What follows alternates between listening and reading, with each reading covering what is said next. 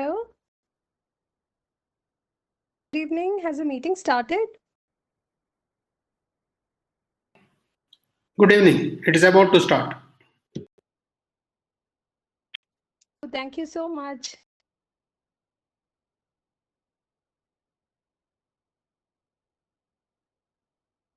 I do, sir. Should we wait for just 2 more minutes? You ask Mr. Rahul in case if he is not in any hurry, you wait. Otherwise, we can start. You can wait, no problem. 69 have joined and it's very less compared.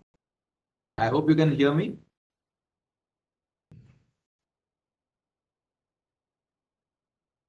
Wait for just 3 more minutes. Can we wait for 3 more minutes, sir? Yeah, we can hear you. Thank you. Just want to confirm you were able to hear me. Yes, we can hear you. Yes, sir, you're audible. Thank you. Welcome, thank you. Rahul sir. Thank you, madam.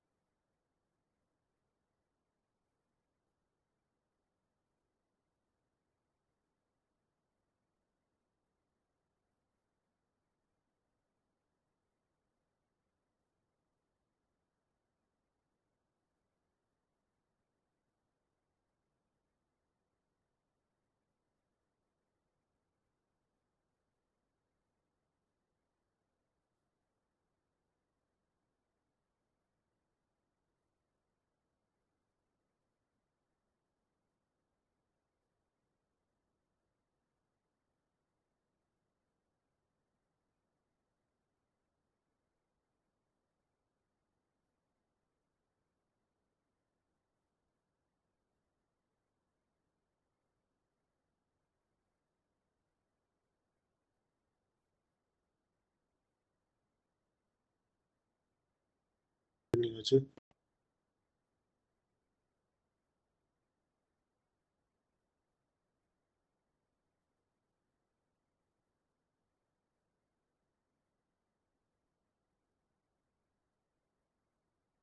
Have we started? I can't hear anything. Oh, it's not just started, we're just working on it.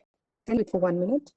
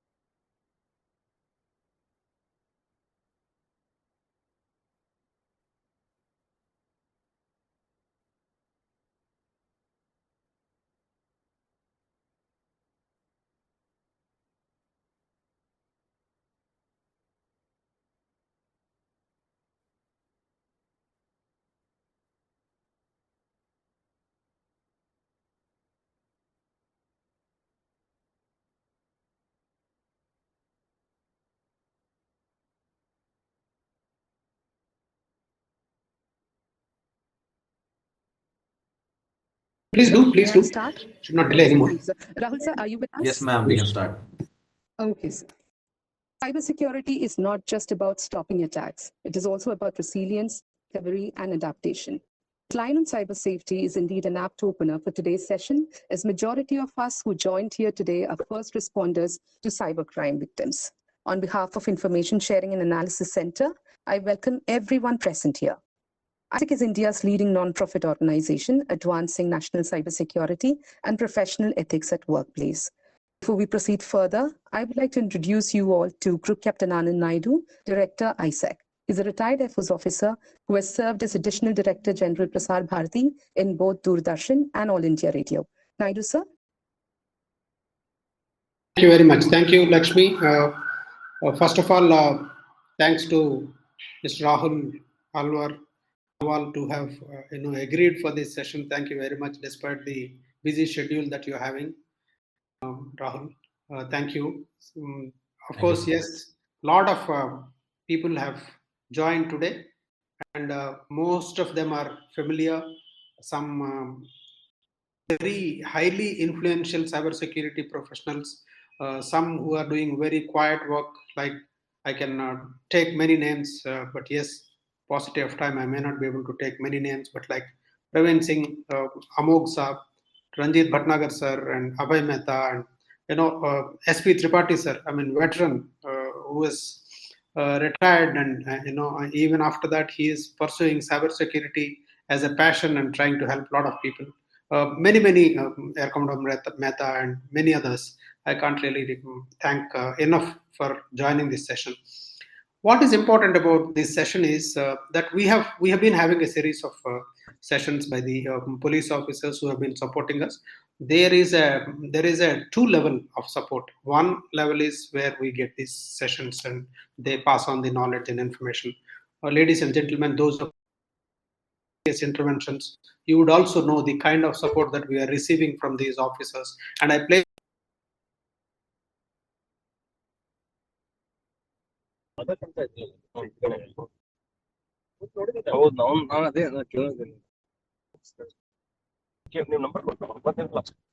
Jitandraji, I request you to mute everyone other than the co-host. So Shiva, would you mind muting yourself? Already has your number.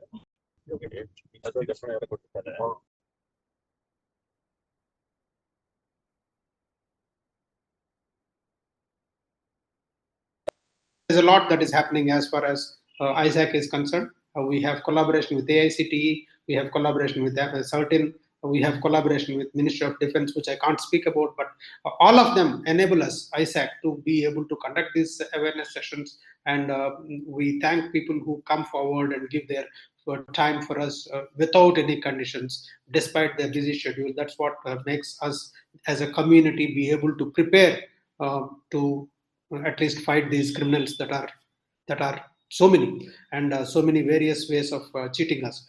Today, of course, the session is basically aimed at effective intervention. effective intervention basically is for the Cop Connect platform, and we have the Cop Connect platform where we have free to use, free to download, free to use app both on iOS and Android. That app is available for any victim to be able to find nearest volunteer who can help give those first few steps, calm them down, and then connect to the police. And of course, investigation is finally the job of police. It is within the realm of police, and the at the most magistrate can intervene. But otherwise, we are not going to investigate. But yes, we do help in investigation if police is asking. Like for example, Nagpur had a project known as Nagpur Cyber Prahari, where they asked us for providing 6 people for investigative support. We did that, but that's on a specific request that is done. So all these 4 categories that we have: the cyber first response, cybercrime first responders, cyber psychologists, cyber lawyers, and of course the forensicators. All of you are our backbone in fighting these crimes. I have had a discussion with the Paytm CEO some time back, and trust me, they are really worried. Especially the non-banking financial companies are really worried because the regulatory processes have not yet matured in terms of their being able to intervene in the case of NBFCs. But banking corporations, fortunately, we are very well established. The RBI has been there and they are doing a lot of things. In comparison to most of the countries, we are much, much better. In fact, in Europe, you can just put your debit card or credit card, put the number of, amount, and then money will come out. There is no one factor, 2 factor, 3 factor, nothing there. So whereas we are much, much better off.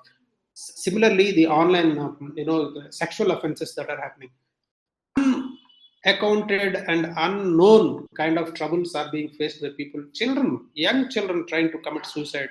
Last week we had a case. This online offenses are actually taking a heavy toll on the psychology, heavy toll on their education and all those things. Elders also, it's not that. We have had a discussion with the ECHS, the ex-servicemen cooperative health scheme MD the other day, and they are wanting to have our webinars, and also they want to bring many people into the cybercrime intervention officer program because many of them are retired. They want to contribute towards providing the first aid to the cyber injured people. So very they have protected the country earlier, and now they want to continue even after retirement. That's a noble cause. And also some of them who are retiring very young, they can actually transition into the cyber security field. They are an asset to the national security. If we can bring in a little bit of training and a little bit of realignment, they will be able to really serve the nation very well. That's what we discussed, and hopefully we are going to have a session starting from 23rd of this month itself. So as soon as early as 23rd of this month, we are going to have these sessions starting. So we would have a lot of things going on. All this, people like Mr. Rahul Lalwal, we need a lot more support because we will connect them to the police. Yes, definitely. But there are times, having dealt at the operational level, how tricky a situation can be. A simple situation can lead to things going out of control. That's where we need a reassurance that yes, we are working together, and that's what we have been doing. Thank you very much. Thank you for coming. Thank you, Lakshmi, for organizing this webinar. I think we will have to do it a little more frequently than what we have been doing now. Thank you so much. With that, I request Lakshmi to please take over. And thanks again, Mr. Rahul. Thank you. Thank you so much, and I totally agree with what you said, sir. And since you were mentioning about CCIO here, there might be like participants who might not be aware of how to access this course. So I'm just showing them the link, how they can enroll themselves. So please let me know if my screen is visible.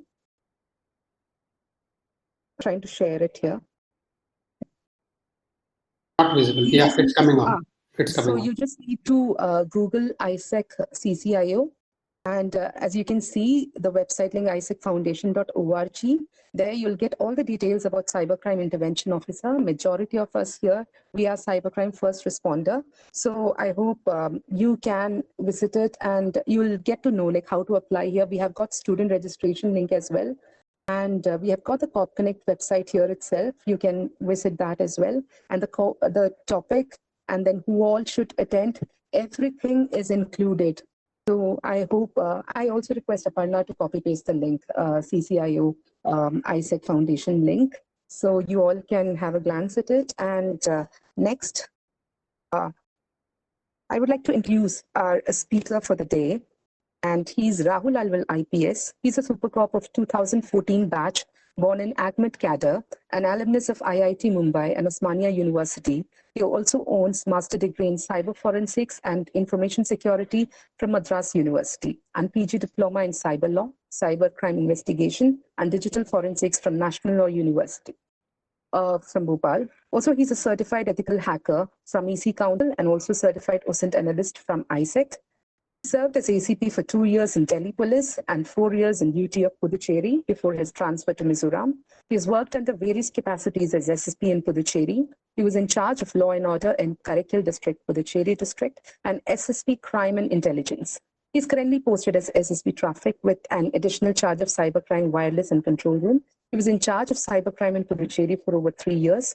In Mizoram, he worked as SP cybercrime with additional responsibility of OSD PHQ. Now, he's posted as SP Langle with one of the districts in Mizoram. Under him, various cybercrime-related cases have been worked out. The notable one proving his forte was the carding ATM fraud, where criminals bought credit card details from Darknet and used them here by swiping POS machines and booking air tickets at a cheaper rate. Nigerian fraud cases have been meticulously worked out and ensured linking of evidence to the accused, ensured conviction. Under his supervision, the first cyber cell unit for Puducherry was set up with latest tools and software. Without further ado, I request Sir to take this discussion forward. And I also request the audience to understand that currently they won't be able to unmute themselves. The unmute feature will be enabled once our speaker finishes his talk and when the discussion forum is opened. This is done to avoid unintended interruption. Well, sir, our audience is eager to listen to you. So over to you, sir. Thank you, ma'am. Thank you, ma'am, for the introduction, and also to Naidu sir and all the members of ISAC for organizing this event. Ma'am, if you may, I'll just share my presentation. Sir, do you want me to do that? Just a second. So that will take. No, I will do it. I will do it myself. I just want to. Okay, sir. So you are made the co-host, sir. So you have, it's already there on the screen, sir. Is it visible? Yes, sir, it is visible. Do you want to keep it in presentation mode? I think it's already in presentation mode, sir. Is it in presentation mode? Yeah. Okay. Yes, sir. Yes. So fine. So just without further ado, I would just want to, because already we are like 20 minutes into the time. So I'll just start the presentation. So basically, the presentation is based on any person who has information about a cybercrime. Maybe they themselves might be a victim, or they have an information about some other person who is a victim, and they have approached to this first responder so that, because cybercrime is an ever evolving subject, and also there are a lot of people even now who doesn't know what to do, what precautions they should take, how to approach police, what are the different stages. So for that, I have made it a little basic, but at the same time, I have included the other aspects what we use as a police officers to do effective investigation. So I'll just go ahead with my slides. So now you have information. I'll just write and jump into the topic. Now you have information about a cybercrime. Now what to do? First and foremost is there are a couple of options. One is to go and register in the cybercrime.gov.in portal. This is the called NCRP portal, National Crime Reporting Portal, Cybercrime Reporting Portal. So in this, the website is given www.cybercrime.gov.in, where you can register the complaints in 2 categories. One is a case where a woman or a child is a victim, mainly a heinous crime, maybe like something related to rape, gang rape, or any other child pornography related issue where you immediately want to report. These are taken very seriously at the level of police station. They immediately work on it and make sure that the website is put down, and also a FIR will be registered. And if we have an identity of the accused, we immediately go ahead and do arrest, and the other formalities will be done. There's another category. This is called other crime, which includes financial frauds also, and other fake profiles are little low severity compared to the women and child crimes. So there it can also be given, and in that category there are separate other details which we enter there, so that we can effectively intervene and ensure that the money lost is blocked somewhere, so that eventually we will be able to recover. And even another option is that to dial 1930 wherever you are. So the toll-free number, and wherever you are, like if you are suppose in Delhi and your mobile is registered somewhere in Mumbai, so but it will connect to the Delhi and cybercrime cell, and they will be taking your complaint and entering the details in the same portal, so that this details will be, because I'll just show you why entering the details here is really important, especially in the case of financial fraud. Here is a little screenshot of the portal as I showed you. Can you see my cursor? Is it visible? Yes, sir. Yeah. So, so this is the place where you will report any women and child related crime. As you can see, there are two aspects to it. You can either report it anonymously. You would like, if you want to report it, because sometimes there might be a case where they have information, but they are apprehensive that whether I should give out their identity. So if they don't want to give their identity, you can report it anonymously. And also there is a option of logging yourself in and report and track. You can report and even track the complaint by logging in properly. So I will just show you, if you go into that like report and track mode, you can see that you can have various categories. As you can see, one is the child pornography, and there is rape and gang rape, sexual abuse content. Third one is publishing and transmitting sexually obscene material in electronic form. And the fourth one is publishing or transmitting of material containing sexually explicit act in electronic form. So there are different categories available. You can give the when did you get the information, where there's a delay, where the incident happened, and a brief description of the incident. Second is you can if you go to second tab, the suspect details tab, you can give the information about the suspect, which you believe, like suspect name, and if you have any identity of the person, like maybe a phone number, maybe some other information you have, maybe the Aadhaar number, some other information you have, you can add there. If you have a photograph of any suspect, you can give it here. And again, then again you can give your details here, and then you can preview and you can submit your complaint.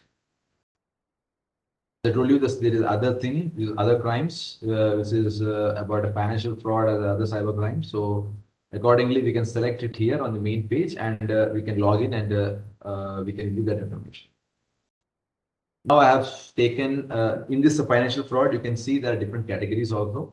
So you can select the category as per the requirement, maybe a business email compromise, or a debit card fraud, demat account, e-wallet, phishing call. I'm just assuming that here my main purpose is to tell you how to report, but I will go later into the topic. I will show the different types of frauds which happen. I will just brief about these type of frauds also, so that you will get to know in which category you have to put. Again, detailed information about where it happened, whether there's a delay, where the incident has occurred, and brief description. But more importantly is this category, where you will be giving the details of the transaction. So it is a money transfer. Since I have taken an example of internet banking related fraud.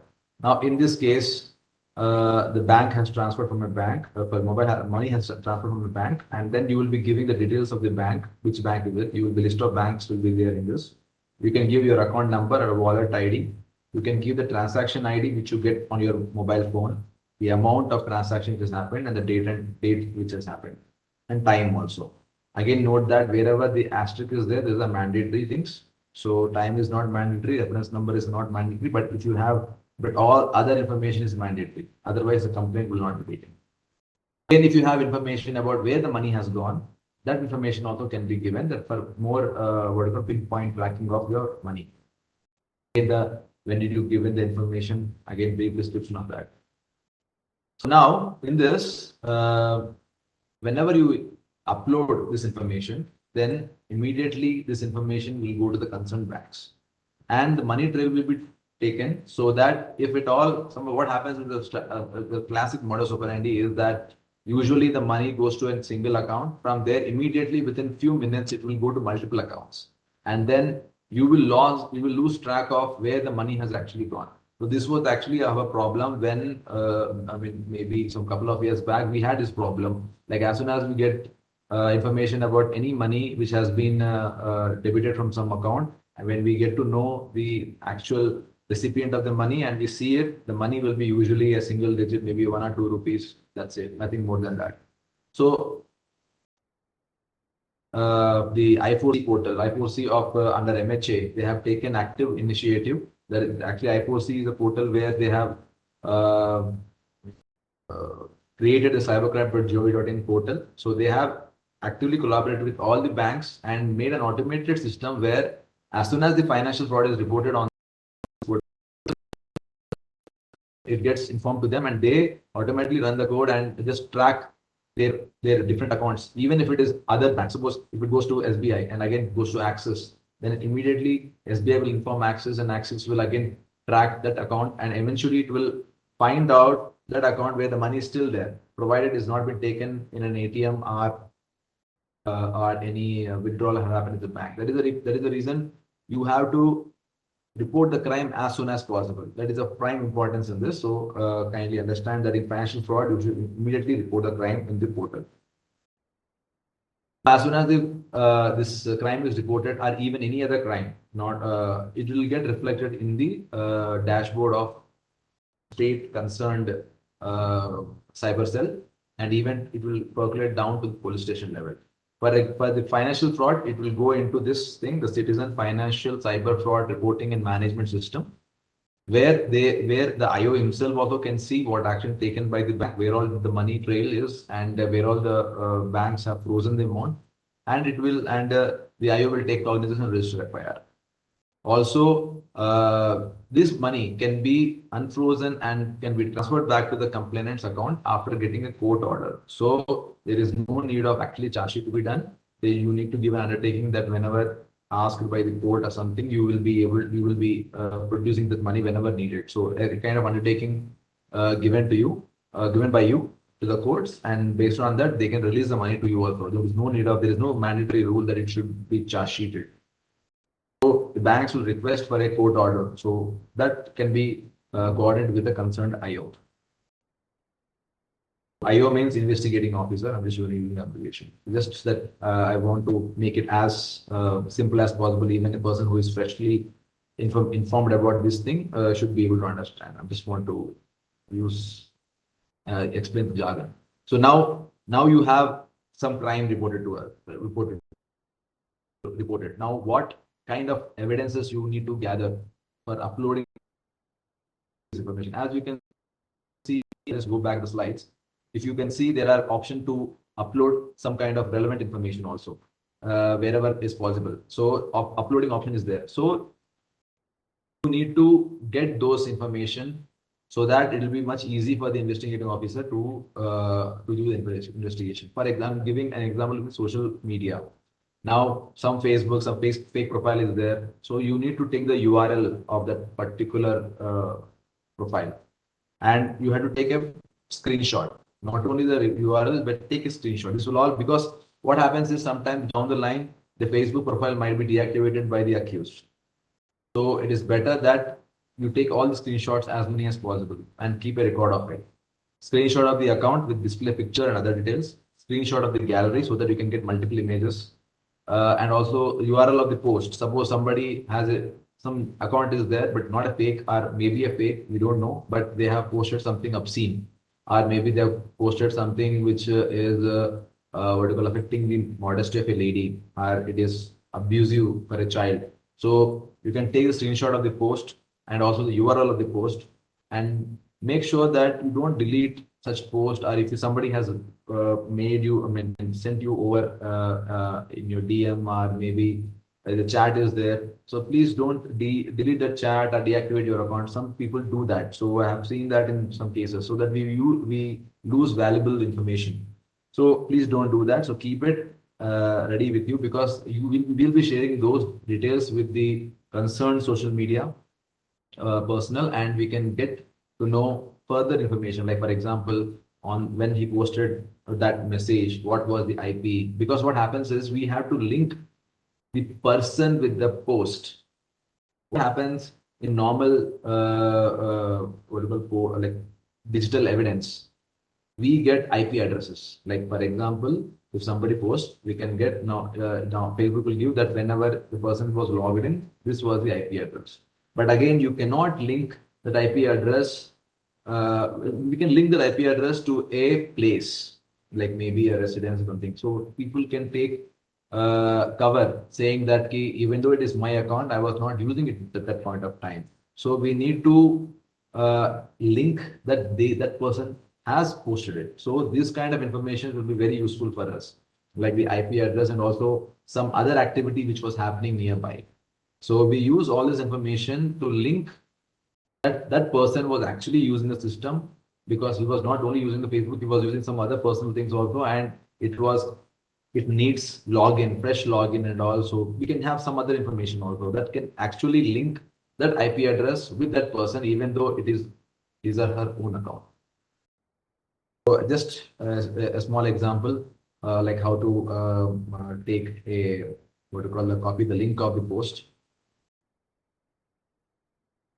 Another which Government of India has done, the Department of Telecom, how to block your mobile phones. This is a recent development, not too recent, but still many people doesn't know how to do this. So I thought I will share this information.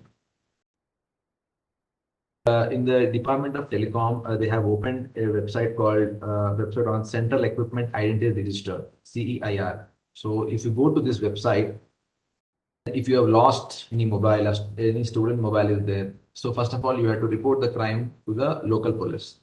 First you report it, and then you will get some acknowledgement. If it is a theft, then you will get an FIR done because it's a crime. And if it is a stolen thing, if it's lost, then it is more of a non-cognizable crime. A non-cognizable crime in the sense it is like it doesn't need any police intervention. It is lost, but yes, you can help. You can take help from police for recovering your mobile. So there you get some report and take an acknowledgement, and then get your SIM reactivated, the stolen mobile SIM reactivated, and then go to this website and enter your details and get an OTP on that mobile where you have lost the mobile, and then you can formally give the complaint, and then you can track your complaint. Whether then whatever happens, what the procedure used is that particular IMEI number will be blocked for all the purposes. So and also it will be kept on monitor mode. So all the service providers will not provide any access or any service to that particular IMEI number. But at the same time, whenever somebody puts some SIM in that, immediately we will get to know, because we will have a law enforcement agencies also have their own portal where they can check all this. So immediately we'll get information that this particular handset was used for this particular mobile number where this was the KYC which was used. So we can track and we can find that person. I have taken some screenshots of the portal. Okay, I'll just show you the screenshot. So this is the portal where you can select this block a stolen mobile, and then you can give the details like your IMEI number and all. Those details can be given. As you can see, IMEI number is not a mandatory field. Mobile number is a mandatory field. So obviously the system is on the background. It is doing its job. The concerned service provider will be requested for IMEI number and those kind of things. But if you have IMEI number, is much better. Then again, device model, and again, these are not mandatory things. But you have to give a police complaint, and that has to be uploaded. So that it is where you have given the complaint, those lost date and time, everything has to be included in this. So I'll just go back and I'll show you some of the information. So in this, a police report is important. The image has to be attached, and also the mobile number which has been lost, that has to be reactivated so that you can get the OTP on that number. The police can monitor that and also block this particular lost or stolen device, and we get the information on the portal if somebody has used that mobile phone. Another thing is we can request for unblocking as and when we get the mobile. So for that, in the same portal, you can go on unblocking the found mobile, and This is for when you're blocking it. So you have to give your identity information also, like your identity card, address. You have to upload your identity, everything. So and yes, this is when you're unblocking it. So you can whatever, because whenever you get it, you will get a request ID will be generated, and that will be used for all future correspondence. So that request ID can put here your own mobile number, and you can ask it to be unblocked. Maybe you got the mobile back, or maybe you don't want to pursue it further. In the many reasons are there, so you can unblock your mobile also. This is how to do it. Some basic information provided so that you can same as what I told you. It is available on the internet. Another thing is important thing is a lot of cases you get to know that you may not be victim yourself, but you get to know that there is some child pornography or sexually abusive content of any child or anything which is disturbing. You feel that that should not be there, and it should be immediately taken off, and the perpetrators should be put behind bars. So this kind of information, if you have, and also there is a possibility that it may not be of Indian origin. You might be thinking that it might be US or some other country. So how to approach, how to make sure that this such kind of material doesn't get the protocol unnoticed, and you give that information so that possibly another child will be saved of abuse. So there is something called cyber tip line. So report any child exploitation. So if you have such information and if you feel that it is not within the jurisdiction of India, if you have within the jurisdiction of India, you can again do in cybercrime.gov.in, you can report. And even here also you can report. There is no asset, but there is no mandatory provision that you have to report there only. You can, preferably it is there because it will reach the police immediately. But even then, you can report this on report.cybertip.org. So here, if you do it, then the concerned information will be sent to the concerned jurisdiction. So this is the screenshot of it, and different categories are there: child pornography, online enticement of children for sexual acts, child sex trafficking, child sexual molestation, child sex tourism, misleading domain name, misleading words, or digital images on internet, unsolicited obscene materials sent to a child. So there are many categories you can send this information. As you know, children nowadays are becoming very active on internet, be it social media, be it online gaming, chats and all. You can do a lot of things nowadays. So anyone can pose them as a child and get in touch with any child and try to get some private videos or photographs of them and use them further to exploit more such videographs. And so we need to protect them. So as a parent, as a brother, sister, I mean, we all have responsibilities to see that our child gets some kind of basic awareness on this, and they should always share this information with us without any guilt, without any fear that we will blame them. So I just want to underline this part because a lot of children are suffering just because that they feel that they cannot share this information.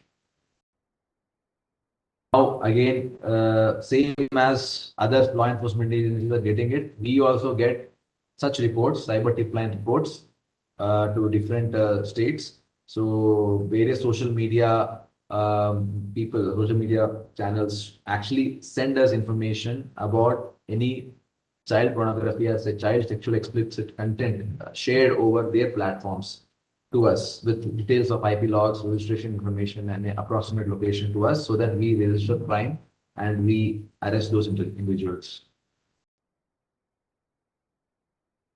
Now, you are cybercrime intervention officers. At the same time, you can do much more than that by being a volunteer, coming in the notice of the local jurisdiction. So in cybercrime.gov.in, there is a provision of being a volunteer. There are 3 types of volunteers. There are the basic level is cyber volunteer who is not that much technically capable, but at least as a person who browse through internet, get to know some unlawful content, they can flag it. That is the first category.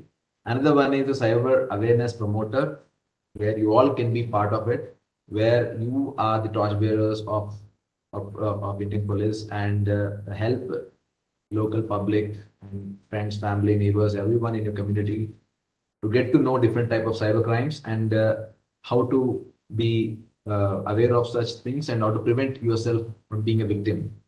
And third category is an expert who is a little bit who is much above than the other two ones with respect to helping us in forensically collecting the evidence or mining or doing some kind of analysis on the evidence. So these kind of things are also there. So you can get yourself registered.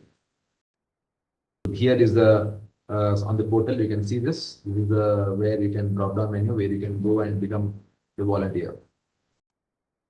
Now there are different cyber awareness material available on the internet. I'm just sharing a few of them. On the NCRP portal itself, there is a resource section where you can see that you can different training resources and awareness tips are available, which are updated regularly. So you can see and get yourself updated about various such what do you call it, cyber crime which is happening around India and also in abroad. Second portal, this is done by the NCRB portal, National Crime Records Bureau. So they also have, Cyten portal is mainly meant for police officers and other law enforcement officers and training them. It's like kind of Coursera for police officers. So in that also for public, there is an awareness material available. So you can go to this link which I've mentioned here. As I told you, this is the link. So you can see different online safety tips, cyber safety handbook, cyber crime reporting, cyber crime awareness tips. So all these things are available. PDF copies are available there. Again, on Twitter, there are different website and the different handles are there where you can get yourself regularly updated. So these are few of them. One is CyberDost, which is maintained by NCRB. Certain has, it also regularly posts this kind of awareness material. Just I want to give you a brief about Certain. Certain is a computer emergency response team in India. So what does it do is any kind of big cyber incidents which happen, they get reported. They are having a network of cyber experts who can do the different forensically sound way of collecting evidence and also gathering what all incidents have happened, logs, analysis, and different, which will help in the investigation. So these kind of things are reported to Certain, and they ensure that the proper support is given to local police or other organizations who may not be that much technically expert. ISEA by MAITI, Information Security Awareness, they also do this awareness using Twitter. There are other resources. One I really want to highlight is Cyber Safe Girl. This is a very comic themed material which is made describing many different cyber offenses which which are actually in vogue. Giving a brief facts, a story like setup where a girl goes to maybe the internet cafe, then she walks in and she suddenly finds out that all her money has been withdrawn. Later she gets to know that maybe a keylogger was installed in that and she has lost her money. So something like that. So it gives a story-based theme, a comic-based theme. So and it's free of cost. So people from Bangalore have done it. So kindly use this thing. It's very good.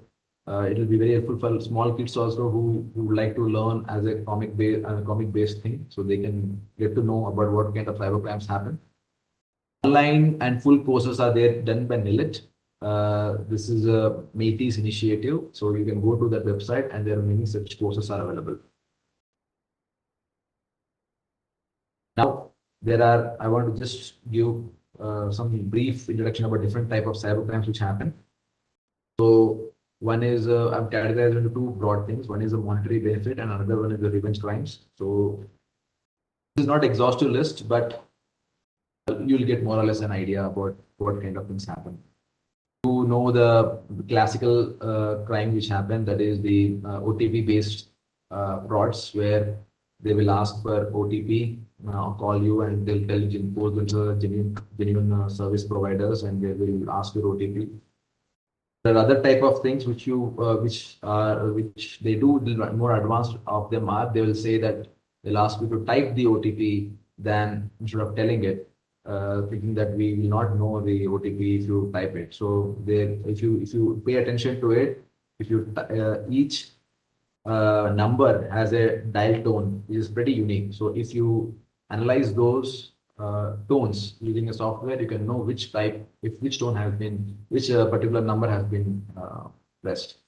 And don't believe that if there is a computer talking back to us, if IVRS is there, then usually it is not fake. But nowadays, fake IVRS are all available. So whatever you type, a person on the background may be listening to it, or maybe having access to it. Maybe an Excel file is getting uploaded.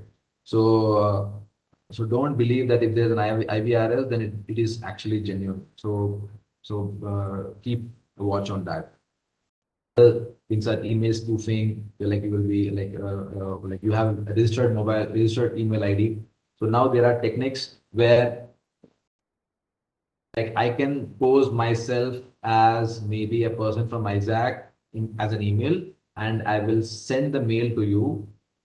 It will appear that the mail has come from Isaac people, suppose. Or it is possible. It is possible that you will get a mail that's saying, but they have not done it.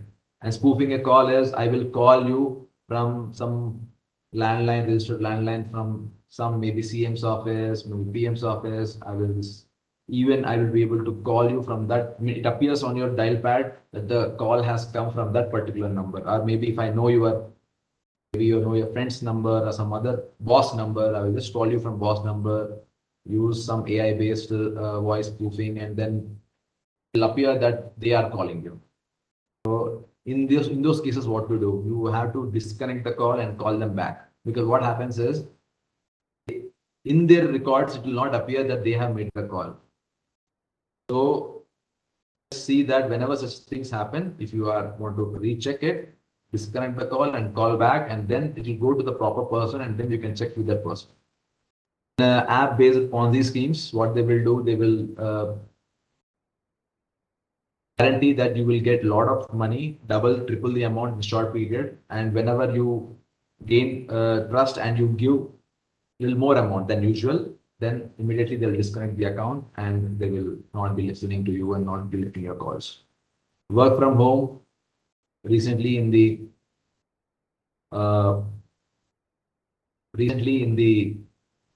COVID time, this has started. Freelancing jobs have started and is still continuing even now. Subscriptions costs.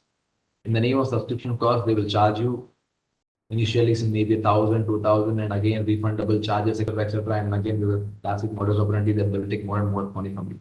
Gift fraud, where they will be friends over you over social media, and then they will say that I have sent you a big gift to you.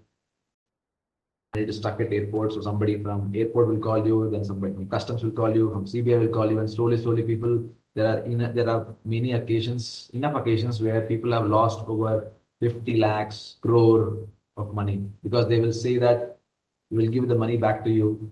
This you have to do this, the refundable amount, that this. I mean, don't just, you may think hearing all this that it may never happen to you, but I'll tell you, well-educated people, government officials, doctors, entrepreneurs, any big person who are well educated and all, many people have fallen victims to this. It is just a matter of time that somebody gets a new modus operandi where you will genuinely believe it and you may lose your money. So just being aware and being cautious is the most important thing. Remote desktop related frauds. What they will do, they will ask you to, instead of telling the OTP, instead of asking the OTP, they will say, okay, maybe you're calling Airtel saying that you have some issues there. Somebody from Airtel will call you.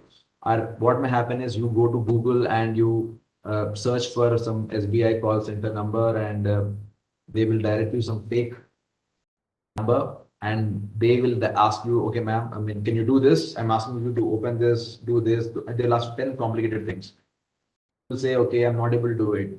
Then they will suggest you, okay, ma'am, you just install this app, which is a remote desktop app, but they will not tell you it is that. So they will ask you to install that app. And after you install, whatever photos, videos, OTP, call, everything which you get on your phone will be registered by them also. So they will do some transaction, and then you will get you will also get the OTP. They will also get the OTP. They can remotely monitor and control your device. So they will delete the OTP in your mobile. They will get the OTP. They will see that, and they will do multiple transactions and make your account empty. So this is another remote desktop resort. It is another thing which is happening. Impersonation, again, posing one person to another person, fake profiles and all. They are there, and they will call you. They will ask you for help. They will put suppose your boss DP they will put, and they will some unknown number they will message, or maybe a phishing number they will message and say that I am in busy meeting, I want some money, I'm not able to take calls, you send money over this wallet or maybe some gift card, I will return back the money to you. So something like that they will talk, and you being a subordinate and you want to help yourself senior, many people do indulge and give away such money.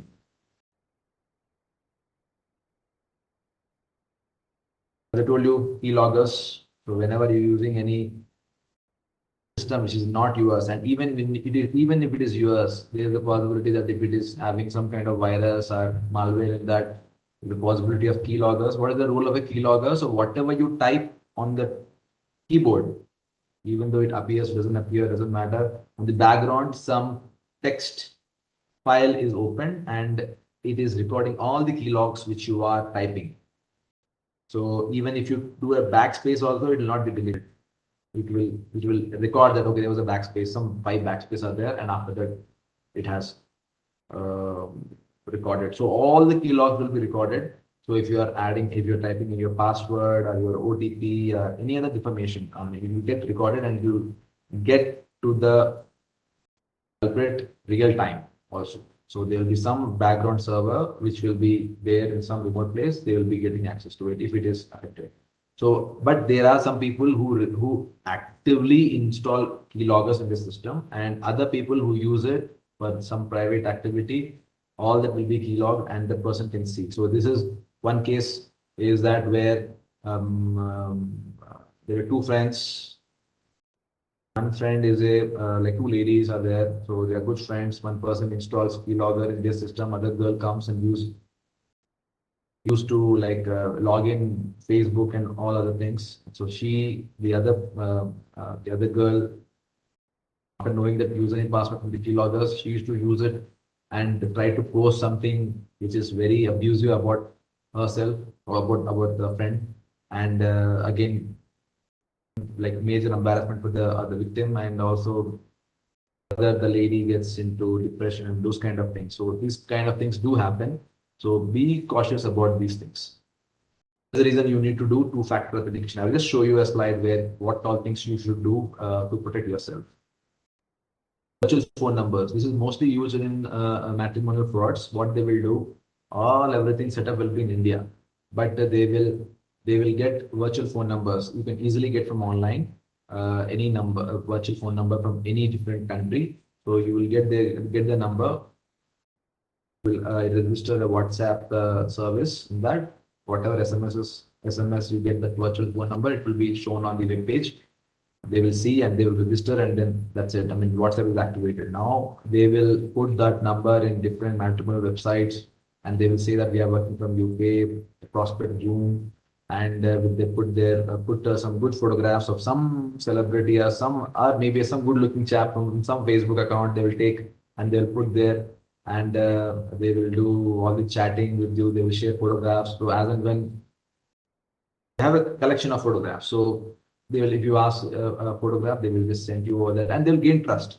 And then they will again the gift, just like gift fraud. They will say that I'm sending you some gold, I'm sending you some good laptop, chocolates, and other things. So again, they will tell you it's stuck in airport. These kind of things eventually follow. Another fraud is WhatsApp video call. Somebody randomly from some video, some other random number, they just give a video call. You just open it up and you will see some lady there who is getting naked, or maybe who are already a naked lady. So some people might be fall victim to it. They will try to think that, okay, let's do some fun, and also there is a possibility that these video calls are recorded. So later they will record the whole thing. They will ask the other person also to get naked, victim also to get naked out of fun. They may also do it, and then finally they will say that we have got the videograph of you. Try to send money. Otherwise, we will distribute them across your family. We will upload on internet. So these kind of things happen, and many people do send it. They will not realize it, because what happens is in the beginning they'll send it, and then they keep on asking for more and more money. It will never stop. So when it reaches to few lakhs, or maybe some multiple lakhs, and then they will come to police saying that this or this happened. Another one is account hijacking. Like you know your account gets compromised. So these kind of things do happen. Phishing websites. Phishing is a term, technical term, where it is not what it appears to be. So you have onlinesbi.com.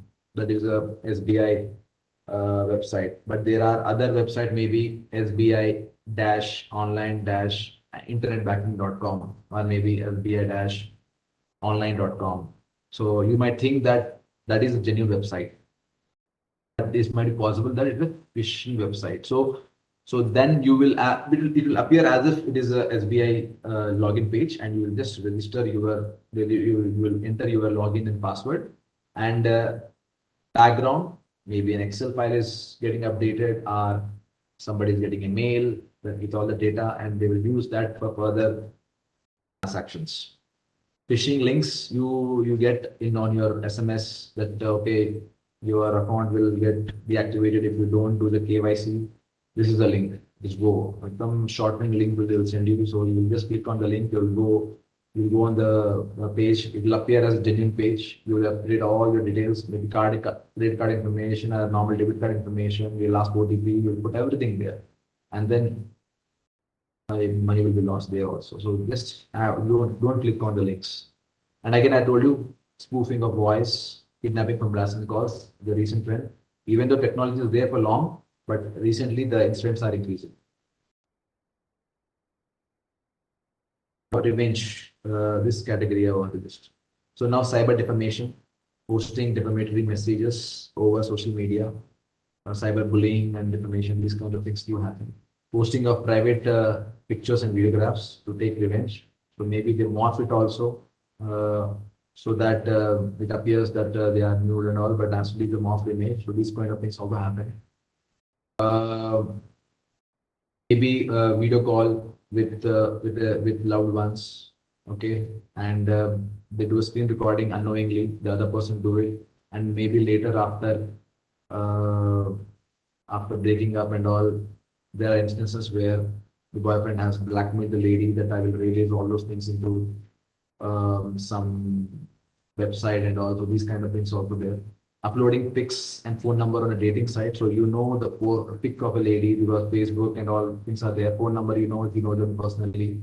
And they will create a fake profile in some dating site saying that she's call girl are available for all the activities. So something like that, and defaming the lady. So and she will get multiple calls. Keep on getting calls from different people, and later end up in depression. So these kind of things also do happen. Installing spy apps on victim mobile. Again, you can, there are different apps that are readily available in the name of parental control apps, or maybe monitoring apps. So there are different apps which are legitimately also available. So there you can monitor your front camera, back camera, your what you're typing, what you're accessing, screenshots of your mobile. Different things can be done. So those spy apps also can be installed on the victim mobile by culprits. So those things are also there. Deep fakes, I don't know how many of you know it. I mean, if you have seen a famous video of Barack Obama saying something which is pretty offensive, or maybe pretty something which is asking to do violence and that kind of thing. So those things are there. where just having a few footage or maybe a photograph of a person, you can make that a video out of it, saying, I mean, whatever you are saying, that particular video person will be able to say. I mean, there are enough in GitHub. You can find a lot of such Python codes where you can do deep fakes, and so the techniques are there. So there might be pornographic material where it might appear that some other person might, that maybe other person is doing it, but generally it is not. So those kind of things are there. So that kind of video can be created and people may upload it. So that is also possibility there. These kind of crimes are also in report.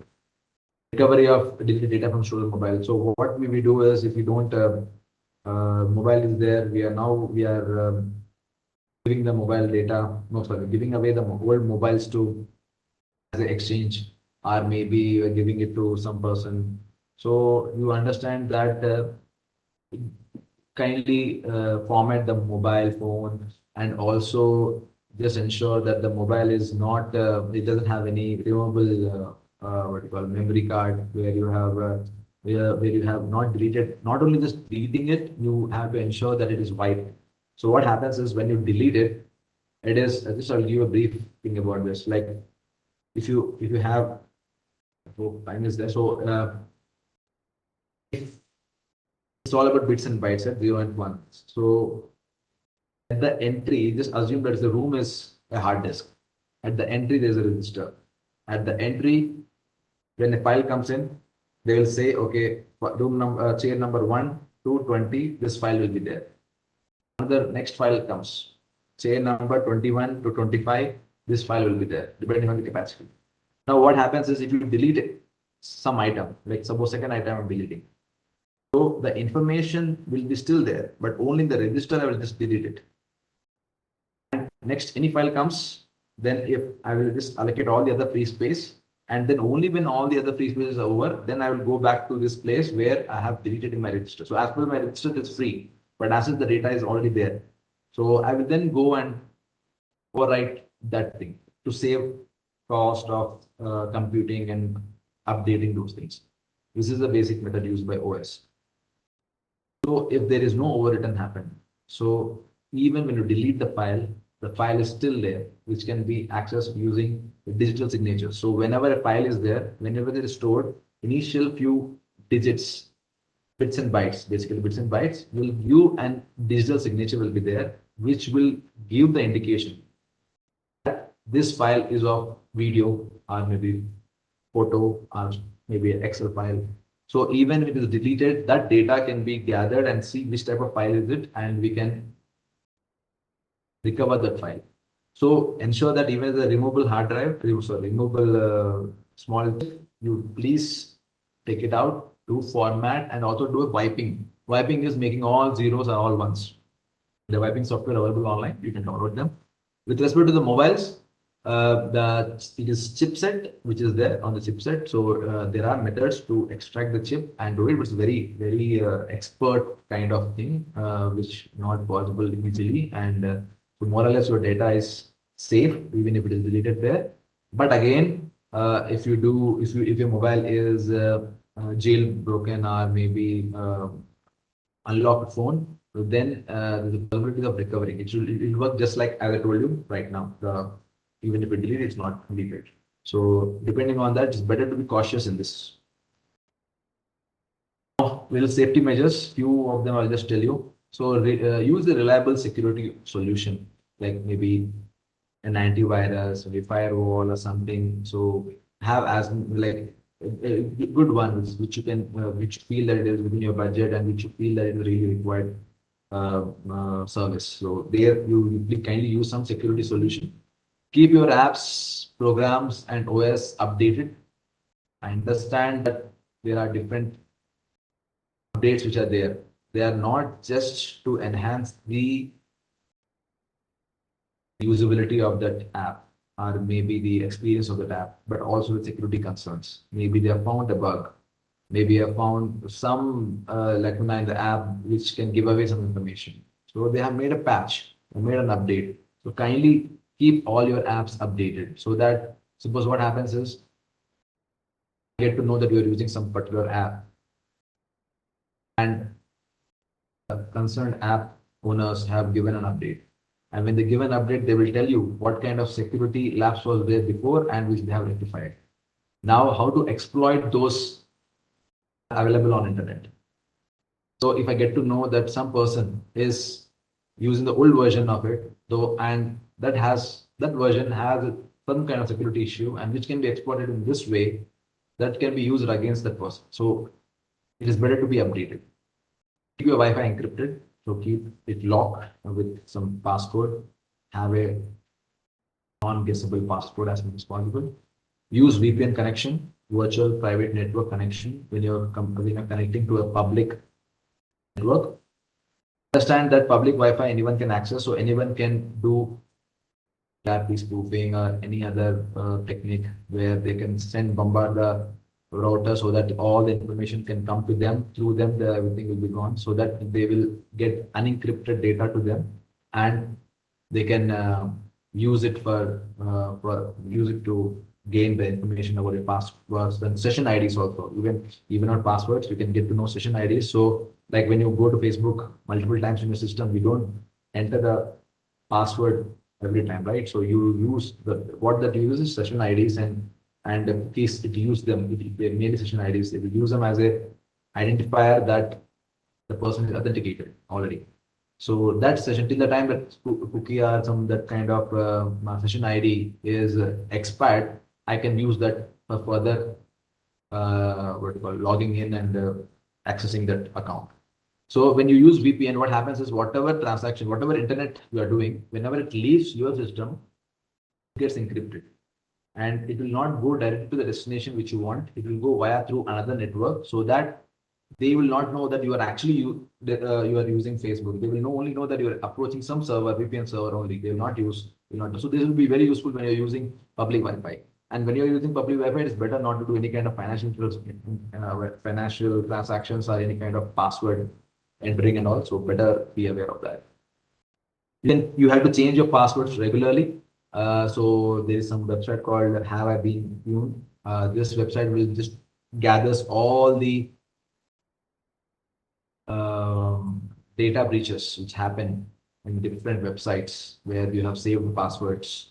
So, and they will see whether the particular email ID is available in that data breaches. So then it will tell you that, okay, this particular, in this data breach, your email ID was visible. So kindly change the password of that particular thing. Different password for different accounts. Don't keep single password for one account. So try to have multiple passwords to get a handle of different passwords that you're using. Have a good password vault where you can ensure two-factor authentication, so that also very securely you can open it up and see what all passwords you're having.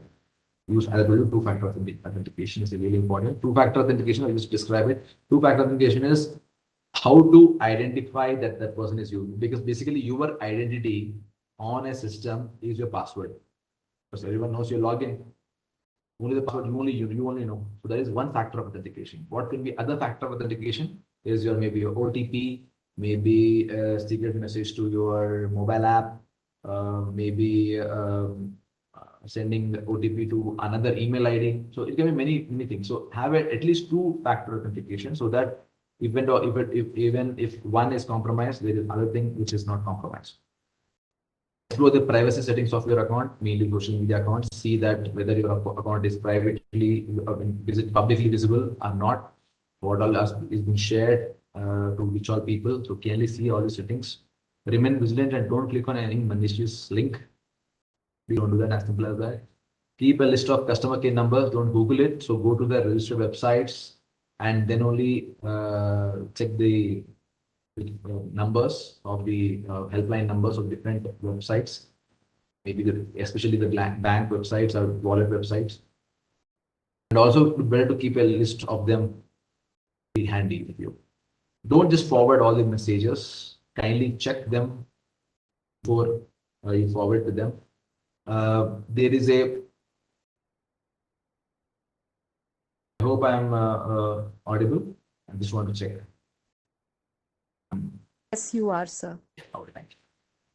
So just don't forward it automatically. Just see that whether it is right, whether it is verifiable, whether it is in the good intentions to forward. So these kind of things you please, and there is one website, faculty.in, which actually does the verification. But again, it may not be able to immediately what do you call, tell the facts about the particular forwarding messages. But there are few things which you may check. Like for example, usually the fake messages doesn't have a date assigned to it, time assigned to it. Okay, they'll just say that yesterday it happened, something like that they'll tell.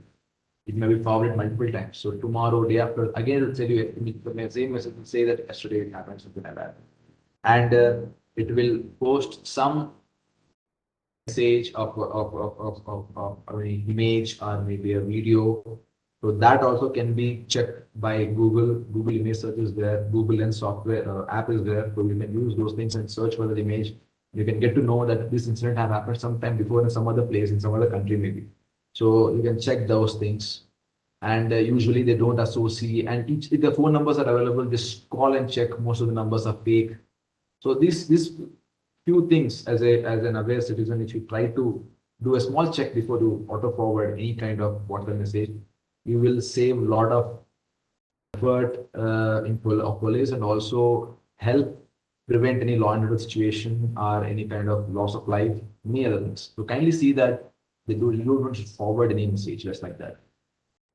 You can check different malicious links or files from VirusTotal. It's a very good website. It's good there. And redirect checker, where if you have a shortened URL, phishing view links and all, you can check in redirect checker whether it's actually where it's actually leading to.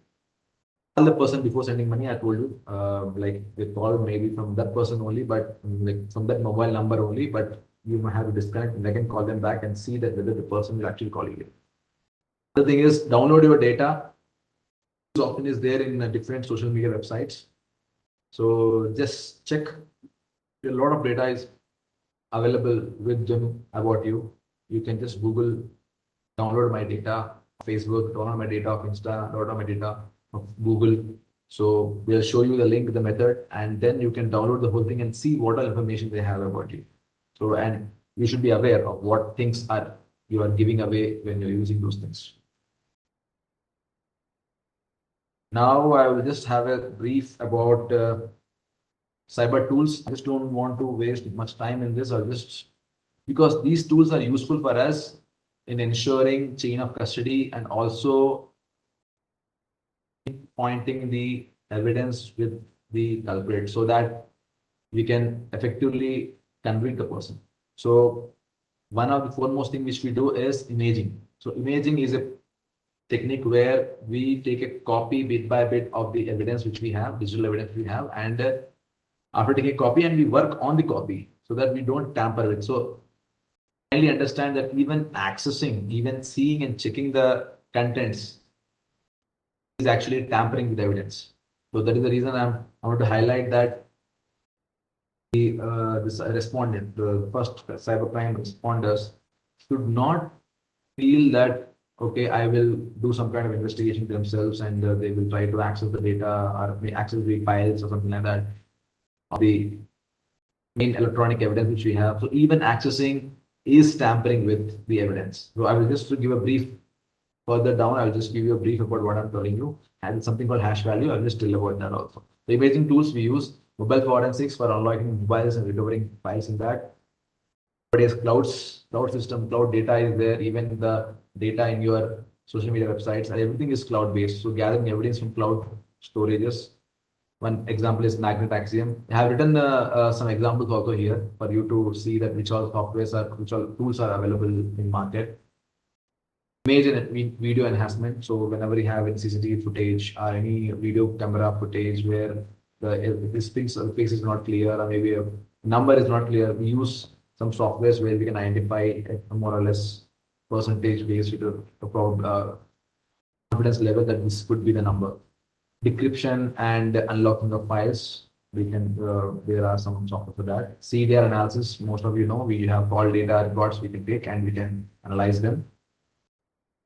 Blockers, as I told you, even accessing is change and tampering with the data. That is the reason we use write blockers. So we use this to ensure that even when we access, nothing is going into the system which will tamper the any kind of log or anything. So we use this write blockers. Face forensics, nowadays we can do face search and analysis also. Social media monitoring, we use this mainly for any kind of law and order event which we may think that it will happen. So we can do analysis of different Twitter, what we call sentiment analysis, emotion analysis of this Twitter thing, and also we can do keyword searches on different social media websites or any provocative messages and see the mood of the people, and also to help us in understanding if we're having a law and order situation, we will get to know how many people can participate in that, depending on how much activity is going on in the social media, so that we can be prepared for the arrangements. Internet packet capture. Now you get to know that we've got some system where it is doing some communication with remote server. So you can actually capture all the information which is actually being exchanged between them, and that can be analyzed afterwards after taking the dump of all such packets. So we can do that also. Cryptocurrency, nowadays we are using cryptocurrencies. For that we need to use specific tools. Rainbow tables, this is for mainly scripting files. Rainbow table is nothing but having hash values of different passwords, maybe different letters, words, dictionary words, or maybe the multiple combinations of them readily available, so that you can just, because what happens is the password is not saved as a simple text, as a clear text. It is saved as a hash value. So it can be different type of hash functions are there.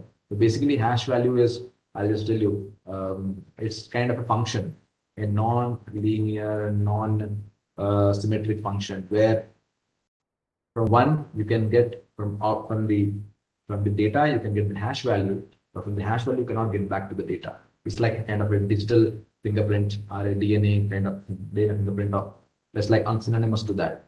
So if there is any tamper in the data, even if a small single bit gets 0 to 1, the whole hash value will change. So it was that sensitive. So, and finding two files with the same hash value, there is possibility, but the possibility is extremely rare.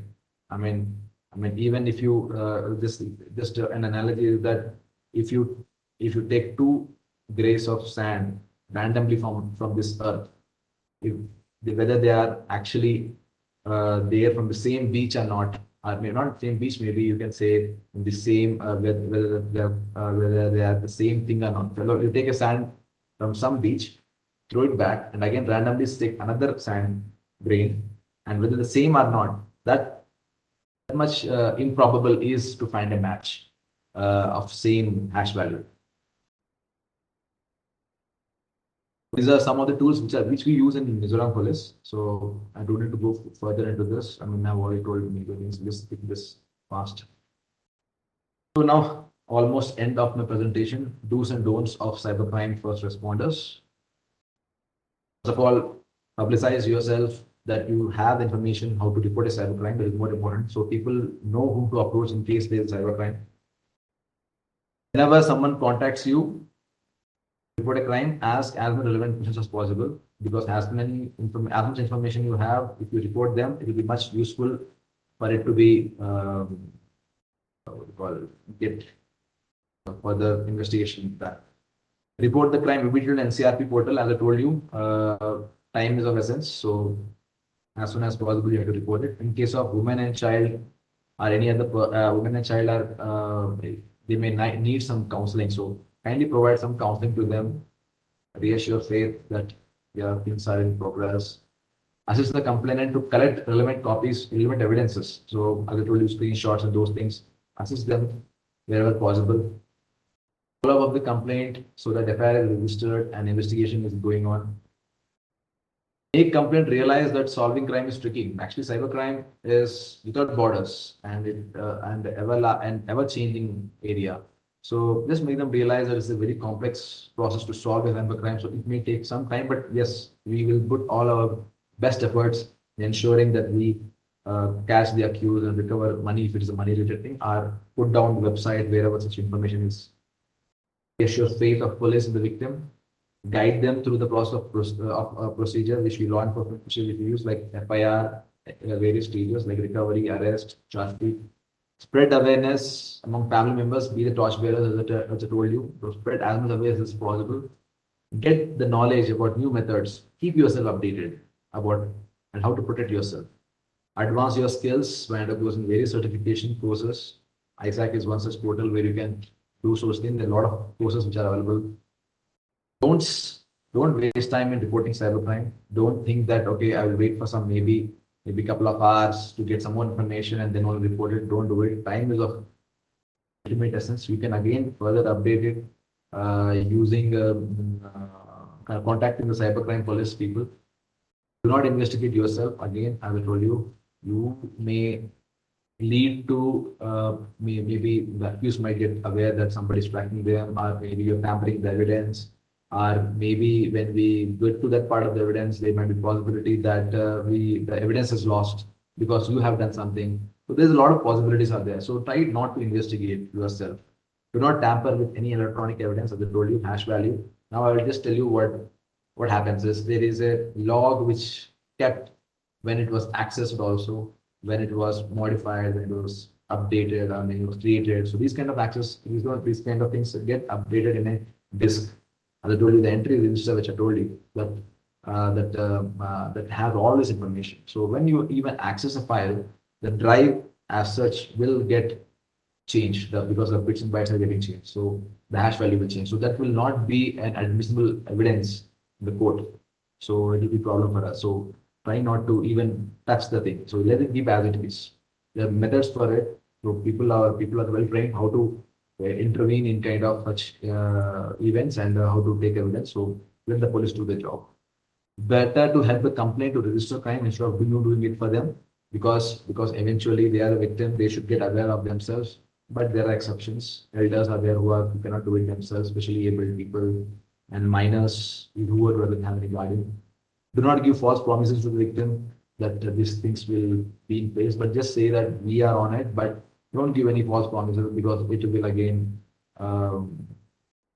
builds up pressure on themselves that and also you that things are not sometimes may take time. So that kind of wrong assurance will be a problem.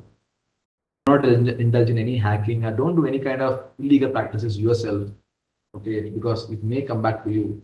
Even if for a good cause you're doing some issue, you may think it's a good cause, but on a broader perspective, it may not be. And also, even with this good cause, also if you do a hacking thing, evidence will still be there somewhere, and if it's linked to you again, you will be one of the persons who will be getting on into all of this issue. So don't do these kind of activities.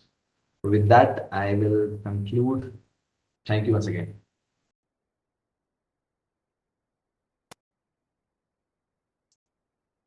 Thank you so much, sir. Rahul sir, I think every single person who heard you speak today would agree with me if I say that they have learned something new, intriguing, and something extremely useful. So I'm supposed to cover the SOPs and do's and don'ts for the CCIO, but I think we must take a couple of questions before we go ahead with that. So I request all the CCIOs especially to stay back because sir has already covered everything, but still, I mean, we'll be covering a couple of more points. And can we just have a discussion forum open, sir? How many questions can you take? So I know you're already late. No issues, ma'am. Right now, we'll see, ma'am. I mean, as and when we take the questions. Okay, so maybe just 1 or 2 questions at least, sir. No, yes, ma'am. You can suggest, ma'am, which of the questions you want me to take. You can speak it out, and I will be able to see if I can answer. Yes, sir. So in the chat message, there was one question regarding stopncii.org, where if someone threatens to share his or her private photos, then one can visit the site. I mean, it's going round, I think, since 2 days, and one person has, directly messaged it to me right now. So do you have anything to say about it, sir? Like this initiative by Revenge Porn Helpline, like RPH? To be frank, I have no particular idea about it. I was, but as you told me about this site before, so I just had a brief look over it. More or less, it doesn't give any prima facie indication that it is not legitimate, but still I have to just go through, ma'am. I will come back to you on this. I need to do some. Yes, yes, I think that was Abhinay or someone who had asked the question. So, any other question? Like you can raise your hand and we'll be giving you a chance to talk. One question I think Pooja Malhotra had posted. I received a case wherein a student's Instagram account was hacked and the hacker was posting obscene content on Instagram on her behalf. He changed the password and used two-factor authentication, but the hacker still had access to it. So finally, student had no choice but to deactivate the account. Kindly also specify the age of the student here, please, so that the question becomes complete, Ms. Priyanka. And what should have been the right course of action in this case? Again, as I told you, deactivation of account, as I told you, people do that so that they think that it will be over with. But I mean, just before doing that, if you can inform the police, it will be really helpful, because after deactivating, it becomes really difficult to get the all the things, activities, recording all those things, which was useful during the trial process. So in this case, see, don't think that two-factor authentication will be like, if you do it, then nothing else. If you don't do other things, then everything will be in place. As I told you, there are other things like keyloggers. There are spywares on the mobiles. The remote desktops apps are available on mobile. So there might be a possibility that something might be compromised. Compromising password is pretty easy, but the other factor is a little tricky. But even then, somebody has done it, means, I mean, there could be some other method they have used. So Right.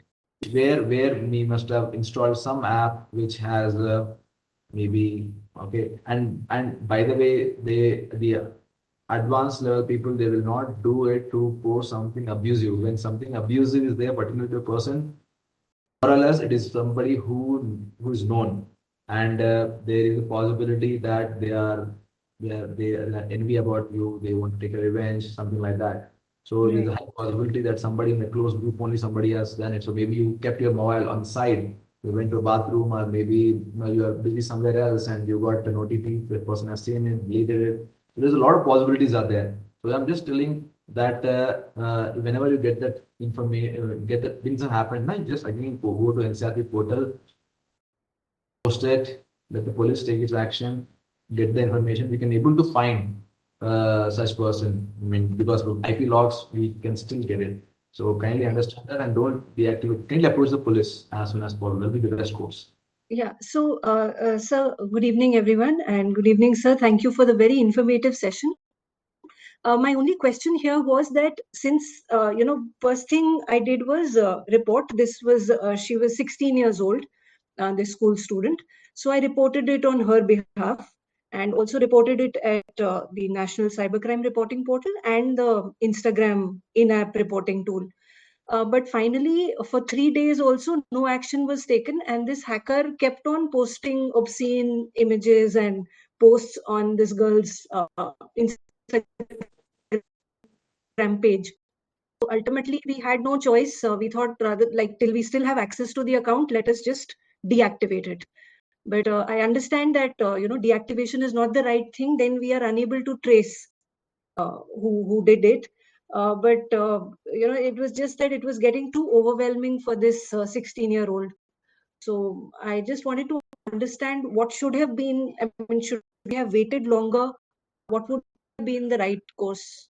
Actually, since it's related to a child, and that too, this is affecting the person, okay, in many ways, and this is serious kind of crime. So immediately going to the nearest cyber cell would be the best course of action, ma'am.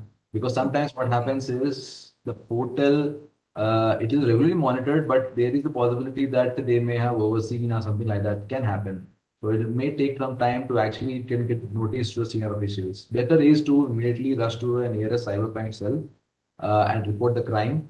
They are well equipped to handle these kind of cases. Immediately registering a crime, FIR is primary importance, so that with that FIR, police can actually send different notices to the concerned social media website people and get that information of IP address. And after taking all this information, then we'll be able to easily. So better is moving to the police station as soon as possible. And also you have 1930. You have 1930. So you can even, if somebody is not able to do that, kindly call 1930. Somebody on the back, like backhand call center, we have police call center. In that they will be adequately trained. They are adequately trained personnel. We will be like when you raise alarm of the seriousness of the issue, they will take it up on priority, and you can further follow it up with them, ma'am. Right. Thank you, sir. And a very informative session. Thank you so much. Thank you so much, sir. And just one question, if you can take, sir, from Commodore Nrip Kumar. Is it possible, sir, before you wind up, before you leave? Yes, ma'am. Yes, ma'am. Not a problem at all. Commodore Nrip Kumar, you can unmute yourself and answer. Thanks, Rahul. It's a wonderful session, very learning. During I have done CCI course, and during last 6 months or so, 3 victims contacted me when I advised them to use 1930 or go to the police. All 3 came back to me. 1930 is useless, so no help to us. They were not able to lodge the complaint properly, or 1930 is not responding. When they visited the local police do not entertain them firstly, or even if they entertain, they don't have the expertise, they do not help, and the victims spend so much of time wasting. Getting a FIR copy from a local police is practically impossible, or it will take very long time. Not like putting in a negative picture. Local police do not give a copy of FIR so easily, which is required to lodge the complaint on the website. That's my experience. So I just want to comment upon that, sir. Actually, you're very right, sir. There are enough occasions where the local police is not helpful, and they will try to park the bus. There are enough reports of that. So in this, that is the reason I have been asking also Pooja ma'am also to report it to the cybercrime cell and always reach out to some senior officer. Please don't think that station is the only place where we can go and end of the story. So kindly, every office, will not, no senior officer will say that I will not listen to a complaint. Please see that it can escalate it to some device level, so that they can understand seriousness of it. One thing is that. With respect to 1930, I would like to comment that, yes, sir, there are enough occasions where it is not being functional. It is, again, ever evolving process. We are working our best. But NCRB portal, again, I told you, it is a proper record is there as it is. And if it is serious in nature matter, kindly report to some senior officer. And if it is a minor matter, rest be assured that if you report in cybercrime portal, cybercrime.gov.in, the money gets blocked. So the initial part of the thing is done immediately, and then the other part of the investigation can go on. Another thing is with respect to you have mentioned about another one point, sir, which I'm missing it. FIR. Yes, calling it. Yes, that word. So there is something called citizens portal, sir. So every police organization in the state are mandated to share the FIR copies online using citizens portal. So you have to go to citizens portal of that particular state police. In that, you can see the list of FIRs which are registered. You can copy the FIR also. This facility is available only in the cases where the identity of the victim should not be made public. Usually in the case of women victims, child victims. So where it should not be kept, it should not be made open to public. So in that cases, it is put as sensitive and it will not be updated. It will not be available in the online portal. But as such, you can go to citizens portal. In that, you can download various FIR. Even if you are not your interested party, also sometimes you can even get that also. If you are interested, then that login and all the processes there. So that can also be used. As such, a police station are mandated to give a copy. It is compulsory for them. And if they don't do it, it's a serious problem, and you can report it to the senior officer. Thanks a lot. As you mentioned, out of the 2 cases, I spoke to SSP, then the things happened. The things moved, then we got the solution. But only how many people can have access to the SSP? That is the point. Yes. But I think the difference will happen if we, the cybercrime first responders, are there with the victim. Because as you can see, like sir is taking session for us today, He's right now in Mizoram, but when a case comes, even outside Mizoram, he's always ready to help us. So we first responders, we are in touch with a couple of police officers who are always there to support us, sir. And again, like in the upcoming session also, we are going to cover that point alone. And I'd like to tell you that there was one case. I just got a call just 1 hour before the session started.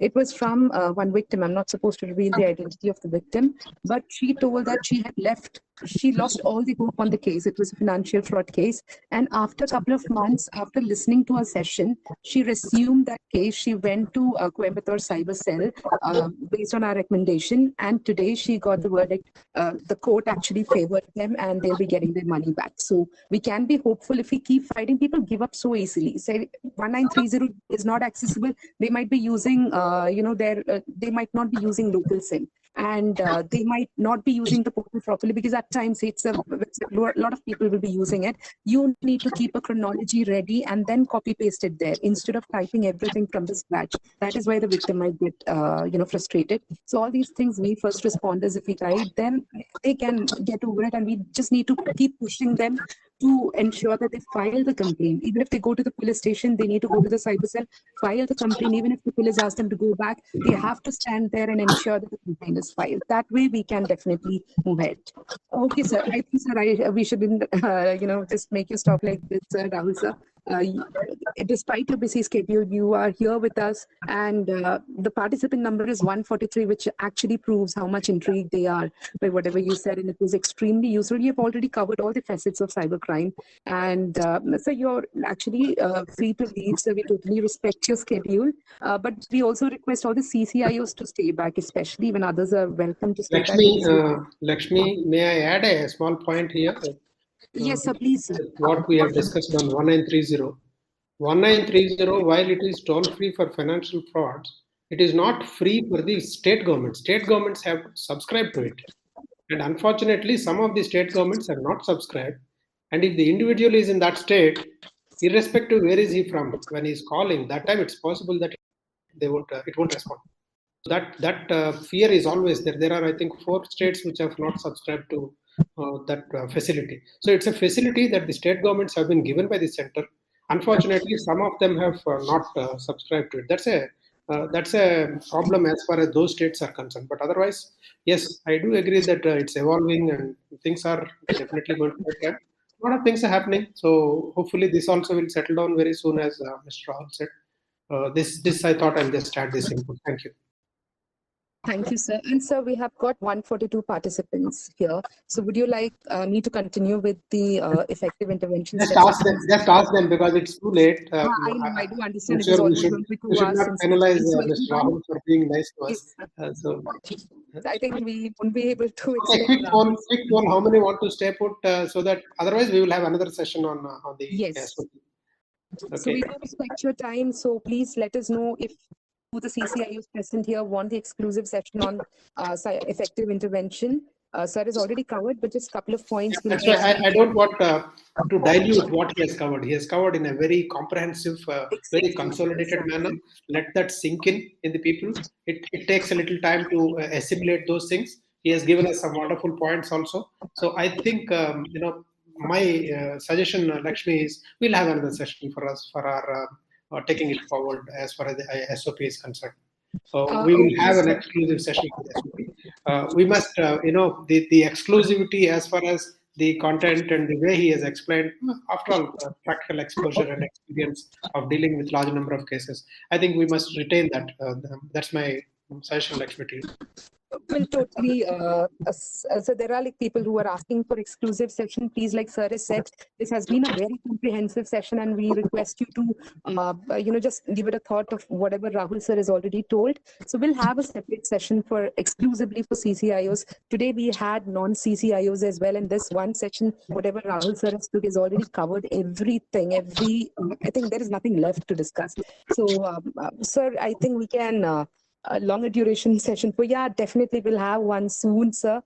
And sir, we'll move on with the vote of thanks then. Please go ahead. Okay. One of the main cyber risk is to think that they don't exist, and the other is to try to treat all potential risk. And I think this discussion was rather an eye-opener, inching us closer to cybersecurity and hygiene. On behalf of Team ISEC, I would like to thank our speaker for the day, Rahul Alwal, IPS, who spared his precious time for spreading awareness amongst us. His presentation had almost all the details which was required to equip our audience with Cyber Safety Shield. Also, the beloved audience, the strength of everyone. Special thanks to all of you. If you're not a first responder yet, kindly visit our website and follow our pages for updates about our upcoming session. Become a cybercrime investigation officer and help the community. Let me wind up this session with an important line by Stephanie Knuckle. The 5 most efficient cyber defenders are anticipation, education, detection, reaction, and resilience. Do remember, cybersecurity is much more than an IT topic. Thank you and have a nice day. Thank you, ma'am. Thank you, sir. You all are free to leave the session. Thank you very much, Mr. Rahul, and thank you all. Thank you very much. You all made this a very success. I'm sure a lot of doubts have been clarified, and we would definitely be effective, more effective than what we are. Thank you very much. Thank you all. Thank you so much. It was a wonderful session, ma'am. Thank you so much, sir. Thank you, everyone. Thank you, ma'am. so much, sir. Thank you so much. Thanks you all. Thank you. Bye. Good night. Thank you, sir. It was a wonderful session. Thank you. It was a very good, informative session. Thank you. Thank you so much.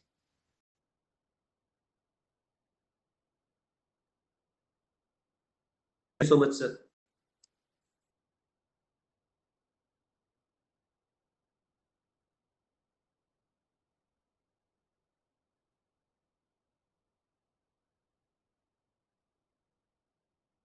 It's been a wonderful session, sir. Thank you so much. Thank you, Batman.